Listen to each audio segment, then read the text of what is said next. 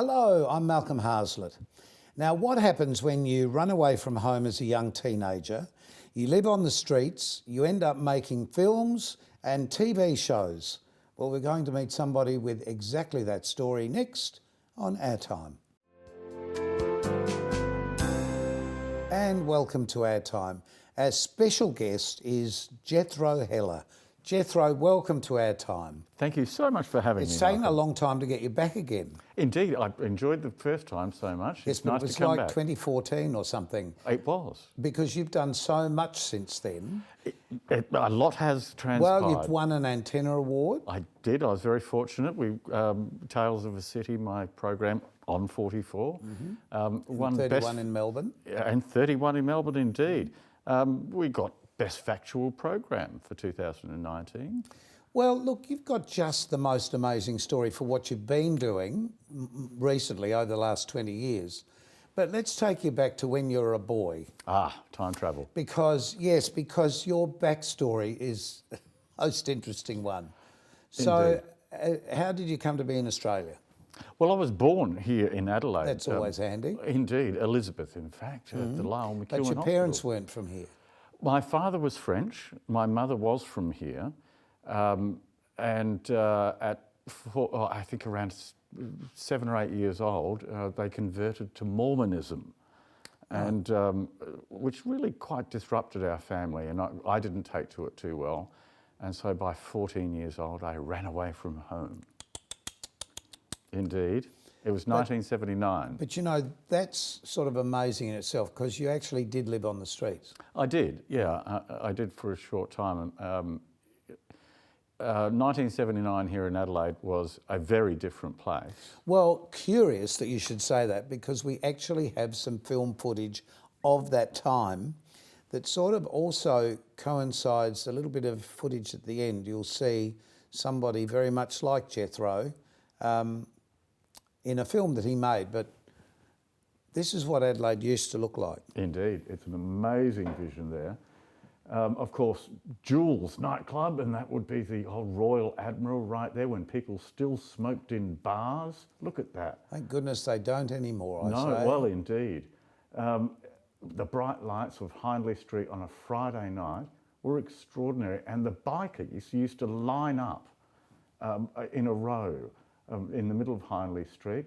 There's the old Top Hat, which became La Belle. Yes. It was a strip club. It was a den of iniquity. Back in Well, Hindley 79. Street hasn't really lost its name power either. It still has sort of a bit of a connotation to that. And this is the footage I was talking about. This is sort of what you went through.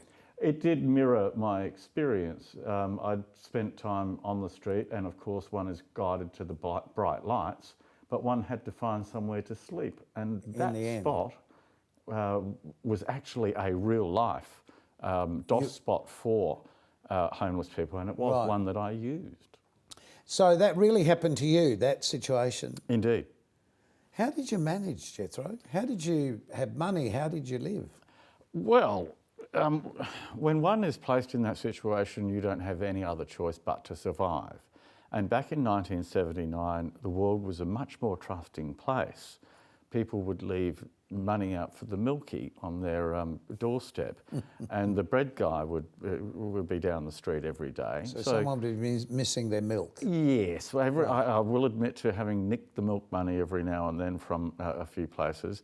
And you'd follow the tip-top bread guy down the street and you'd get a free finger bun or whatever, but there was always means. I resorted to going to the nightlife, and like moths to the flame, we're all gathered to the bright lights. And I found myself outside a notorious nightclub called Patches here in Adelaide. And before you knew it, I was ushered inside by colourful people that were outside. Well-meaning people. Well-meaning people. But in those days, there wasn't a lot of attention paid to underage entrants. Anything. Yes, basically, Anything. yes. And hence I was thrust into the real world and the real adult world. And the only way that I could make sure that I wasn't sleeping on the street or in a building site was I took a job as a male stripper at 14 years old. As you do. Okay. As you do. And how do you feel that affected your life, longer term? Look, I always say that I don't regret anything that happened in my life No. because I wouldn't be the person Because that I it's am. your life. Absolutely. Yeah. And without those experiences, it wouldn't have shaped me. It wouldn't have given me the knowledge and experience that I now have to be able to tell other people's stories. Well, also the street smart to survive, I suppose. Well, indeed, nothing scares me. But then you went sort of walkabouts and I ended did. up in Queensland, wasn't it? I did. I travelled right around the country actually, and I ended up in Queensland where I found that I had a bit of a forte for magic and comedy, and I met a busker, and he taught me a couple of balloon animals and a couple of magic tricks, Yes. and a bit of line of patter. And I was in Cairns, and I put a hat out on the street in the mall, and I did a bit of busking, and it filled up with money. I thought, how long's this been going on? Oh, yes. This is a good racket. Yes. But it turned out that I was quite good at it, and so I progressed on to working 5-star hotels, casinos, resorts, theme parks, the islands. Then it was a natural progression to doing television commercials and personal appearances, that sort of thing. And I found the one thing that saved my life, which was the creative arts industry, comedy, magic and television. Right. So the television thing, suddenly I've seen you buzzing around all over Adelaide with a camera over your shoulder, getting footage of all sorts of bits and pieces. So you formulated a show. Well, I did. It started out, I originally had a cast show on Foxtel called Shooter's Life Through the Lens, which was a film crew following our 4-man film crew doing all the jobs we do. Right. And that lasted for 5 seasons. It was very successful. But the problem was it was a very expensive production because of all the people involved. And then the GFC hit. And so I had to come up with a concept where I could continue to make documentary style programs, but lessen the cost of it and the amount of crew involved. So I came up with Tales of a City, where I simply filmed it myself, edited myself and produced it myself, made it essentially a one-man show. Admittedly, there are some episodes and programs where I've had to bring in other crew, but I pared it down to a simple formula that's now worked for 10 seasons. Yes. And it's on in South Australia after our program. Well, yes, it is, and I'm most proud of that, I might say. Well, it's fantastic actually, because finding your niche, all of us need to find our niche. Yes. How do we communicate with people? What are the stories? And you've documented so much of what's happened in this town, particularly, over this long period of time. We've got some more footage, and the footage is just outtakes and bits and pieces. And one of the things that impressed me the most is that you got the last interview, I think, with John English. I did. It was, that's still a very moving interview for me and great memory. I loved John. He was a good friend. And it was his final performance at the Governor High Marsh here in Adelaide. And he'd had a fall the night before where he had hurt his side. And at the halfway, I'd been filming up close with him and Peter Couples on stage for the first half. And in the intermission, he said to me, look, I wouldn't mind a double scotch. So I ran off, got him a scotch, gave him a scotch. And he was just complaining of this pain. Went on stage like a true trooper. I could see the beads of sweat from the pain coming off him. Unfortunately, straight after the show, he jumped on a plane, went to Nambour, where they took him to the hospital. But first, he insisted on going to the hairdressers.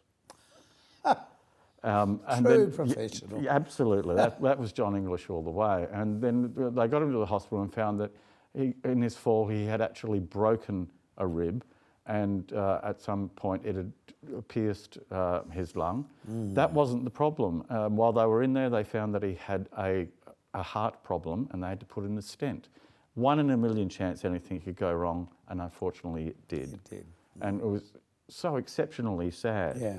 And I certainly didn't expect to get the last interview and performance. No, but see, that's just the point, being in the right place at the right time, isn't it? Indeed. What are some of the most unusual things you've done? Oh, we've got some footage here. We'll just go to the break with this footage. Sure. This is you visiting your partner in hospital, dressed as Superman.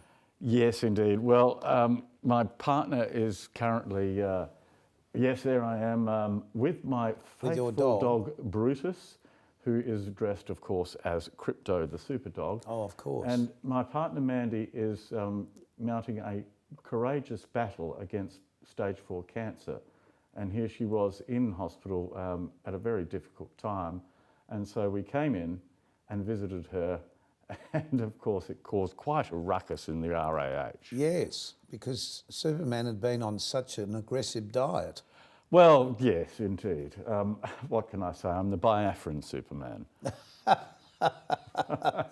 Jethro, I love what you do. Just amazing stuff. Anything for a smile.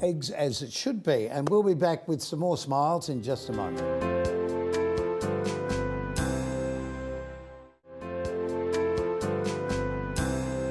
Welcome back, and our special guest is Jethro Heller. How often do you get called Hellier?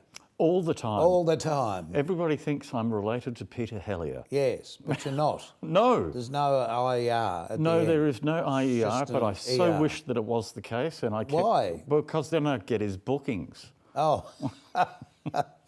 Well, talking of getting bookings, so was it about, how long ago did you make Boy Story? About I made 15 Boy years ago? Story originally in 2010. Oh, 10, 11 years ago. Indeed. It's been... So this is a film we're talking about. It was a feature film based on the first 9 months of my experiences having left home at 14 years old. Sort of living in a nightclub. Basically, yes. Or Living through a on the streets of nightclub. Adelaide, life in a nightclub during the period of the family murders in 1979 to 1981. The film was extremely well received. It had a good cinema run with Wallace Cinemas. It was released online as well as on television, did really well. And last year it was repeated as well. And we've been very fortunate that in this year's Antenna Awards that we've been nominated for most outstanding creative achievement in a program for that episode of Boy Story. Well, no, that's wonderful because you basically had to make it on a shoestring budget. Oh yes, more like cheese string budget. It was that cheap. Cheese string budget, I like that. But what you did was you pulled together with the assistance of like the South Australian Police Force. Yep. The actual club itself. Yeah, well, what we did is that we took a nightclub here in Adelaide. It was actually a strip club of ill repute. And we closed it down for 3 days and we rebuilt it into a copy of Patches 1979. We just called it Catches instead of Patches. Yes. Okay. Indeed. So we were able to recreate that. We had exterior scenes where the South Australian Police Historical Society assisted us extremely well with police cars. We had uniforms. Well, we saw them in our last episode. So Yes, perfect. yes, indeed. And it's through those sorts of organisations here in Adelaide that people like myself are able to make these films. Without that assistance, we'd need Hollywood budgets to make films. Well, the other thing that's important about it, it captured a moment in time that's gone forever. Yes. It told a story that very few people would ever have experienced, only you. It brought together some local performers who are working in the LGBTQI scene as well. I mean, it just was a very interesting piece, a very interesting historical piece. It is very close to my heart. I do hope that, I'm very glad of the digital age because that work will remain for many generations to see. And I am very aware that this is the last generation that is going to remember certain things. How true. Things such as the rotary dial telephone, a Yes. phone box, Yes. how things would, simple Where would things. you have changed your clothes into Superman? Well, indeed. I mean, well, exactly. Yes, where does that happen anymore? Indeed. I mean, I do have faith that future generations will research, but there's no escaping the fact that the future generations post-COVID will never know some of the elements of the world that existed before Money, actual money may be one of those that's disappearing. Dancing in places where people actually touched each other. Yes, yes. And gathering in large places. Well, nightclubs too have sort of faded from popularity. They have. You know, they used to be an individual place that you would go after you'd seen a show or something. Yes. Because they didn't usually open till 11 o'clock. Indeed. And wouldn't you kill to go to a disco now? Not really. Oh, I'd love to go to a disco now. I was never... You was weren't? never staying alive. No, no. I was always the person up working, but never the one doing it in the... Well, you're staying alive now. Well, yes, but the hearing's gone and I really didn't sit in all that loud music because that was one of the after effects, if nothing else was. Well, indeed. I think that's one of those industry hazards that we have from our era is that we probably don't hear very well these days. Yes, exactly. So, Jethro, what do you still want to achieve? Well, I've been very blessed that I've pretty much been given everything that I've ever desired in life. The greatest joy is I've been able to meet, work with and interview pretty much all of my childhood heroes, from Sir Cliff Richard to yourself. I remember at 12 years old being the biggest fan of the Channel 9ers. And in fact, what encouraged me in some form to become a magician when I first started out was yourself. Really? Yeah, the very first magic trick I ever saw was you on the Channel 9ers, and it was the Chinese balls with the two... Gene Raymond doing That's it, yes. And it was fabulous. No, I'm sure it was you that was... No, it would have been Gene Raymond, because I used to have him on the show quite often. The most amazing magician, Gene affected Raymond. many people's lives. The mentor of Raymond Crowe, Yep. who's clearly one of the greatest talents produced out of Australia. You've been on this show a couple of But times. it was those things that influenced me, and I carried them with me right through to adulthood. The way you're talking, I must be 150. Well, you were around before the wheel was invented. I wasn't.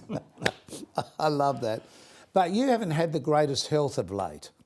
I've had my health challenges. You're much better now, but you had an issue with your liver, didn't you? And you were on some pretty full-on drugs and things to keep... I have. I've been battling cirrhosis of the liver and other complicated issues connected with that over the Was last that due 5 to years. the early lifestyle? Yeah, I hammered it, really. I lived the full rock star lifestyle. Partied day and night, worked really hard, but 24/7. And you pay the price for these things. Although, having said that, I was diagnosed 5 years ago and given a life expectancy of between 2 and 18 months. That was 5 years ago. I've made some changes, but I do really also believe that it's about your mental state of mind. Mental health is the most important thing. Yeah. That and the support of my loved ones and friends. I just love and appreciate every single day that I have above ground and try and make the most of it. Actually, that's really the attitude we all need to take. Indeed, we don't know how long we're here for. That's really the greatest Could advice. be tomorrow. Yep, the best advice. Yeah. And keep living your life to the fullest that you can. I shall endeavour to do so. Well, as you clearly have with this outfit. Well, I thought I'd tone things down for this show. Wear something simple, he said. Yes. I saw you walking down the corridor before and I thought that's got to be Jethro. Actually, I stopped at a service station on the way here, and as I was at the counter, this guy came up to me and he said, "Excuse me, sir, could you turn down your suit? It's giving me a headache." I love it. But you're a mad fan of all of these things, aren't you? Well, I do. I love superheroes. I like outlandishness. I like colourful clothing. Yeah. And I also sit on the Committee of Support Act of South Australia, which is the music industry heart and hand. Which is quite an important group, isn't it? Absolutely. And I have to host their show along with Greg Clark once a month. And the audience has now gotten used to me wearing more and more outlandish clothing each show. It's part of the game. So I've now created a rod for my own back because I can't wear the same suit twice. I have to keep buying. My partner is starting to get very annoyed at me at my late night Google shopping. But it is amazing what's there to sort of play with, isn't it? Well, yes, But just talk about Support Act for Tech. Just explain what that is. Well, look, 13 years ago, David Day, legendary radio Daisy announcer, Day. he asked me onto the committee of Support Act. And ever since, I have been working with the committee to raise funds for the Australian music industry, not just the South Australian music industry. And I'm very proud to say that the South Australian chapter of Support Act is, especially during COVID, has been pretty much the only revenue earner for Support Act during this COVID period, because of course all the other states have been locked down. Yes. We've been so blessed here. Yes. We've been able to continue to have shows and raise money, Yes. which we do once a month at the Highway Hotel, and open to the public, of course. They pay a fee and they get wonderful days' entertainment and lovely lunch, and we'll interview artists that are travelling through the state. And of course, all proceeds go to Support Act. Support Act, of course, administers the federal government COVID relief payments for the entertainment industry. Right. And they're doing an outstanding job of that through the offices in Sydney. It's been a tough time for everyone, I guess. The difficulty, I suppose, for everybody is that you don't realise that performers, whether they work in front of or behind the scenes, Oh yes, it includes when there's techs. no money, when there's no work, when there's no shows, there's no work, there's no money. And it's like, well, what do we do, you know? And what do they do when they're hit with those conditions and then there is a house fire or cancer or health issues? We don't give money to artists. No. What we do is that we'll pay their bills. Yep. We will look after them. When they're in need of. Indeed. We had one gentleman who had lost his arm. He was a saxophonist and he'd lost his arm to cancer. And so to get him back to work, we had commissioned a one-handed saxophone in Germany. And he's How now... extraordinary. Yeah, and he's now back to work and back in the industry and able to have his creative outlet as well as his sense of self-esteem and earn a living. And that's what Support Act is here for. Look, there's so much more to talk to Jethro about. We'll be back to do just that in a tick. And welcome back to OurTime. Our special guest is Jethro Heller. Jethro, the opening credits of your show, which Tales is of the City. on in Adelaide later on, looks like this. Indeed, well, it's very indicative of the city of Adelaide. It's fast-moving, it's colourful, and this footage was actually put together by the great creative team at Channel 44 for me with time-lapse Well, photography. yeah, it looks fantastic. And looking down the boulevard, which is King William Street, Indeed. you sort of, I've often been there at night time and looked down and thought, what a great view we've got with the trees, with the trams, with the traffic, the lights and stuff. It's quite a nice little city. Well, that's the beauty of Adelaide. Well, it's a little city. Everywhere you that's go compressed. in the CBD, it is magnificent to look at. You really, I mean, I look at everything through the eye of a camera. But Adelaide truly is a very beautiful city and easy to photograph because it's not so cluttered. You go to Sydney and Melbourne and they've got... No, Melbourne's fine. Yes, Melbourne's fabulous. But it's a different character and feel in It is Melbourne. completely different city. It's a 'Cause much we're flat, older. And we're flat. That's the difference The as well. grid pattern here in Adelaide, Yeah. great for shooting, easy Yeah. to get from one location to Yes, another. yeah. But on every city block is a vista that's uninterrupted for a Yes. camera. And that can be challenging in other cities. So if you live in Adelaide and you're out and about, you may well see this man, perhaps not dressed quite like this, but you'll see him with the camera over his shoulder and he's shooting something of great interest to the general public. Well, that is my hope to continue doing so. I thought it As was all to over. Jethro. I Yes. thought it was all over when we thought that community television would end, but now I look forward to another 3 years. At least, and a lot more on another platform, one would hope. One never knows. Thank you, Jethro, so much. So until next time on OurTime, thank you for your company. We'll see you soon, so keep yourself nice till then.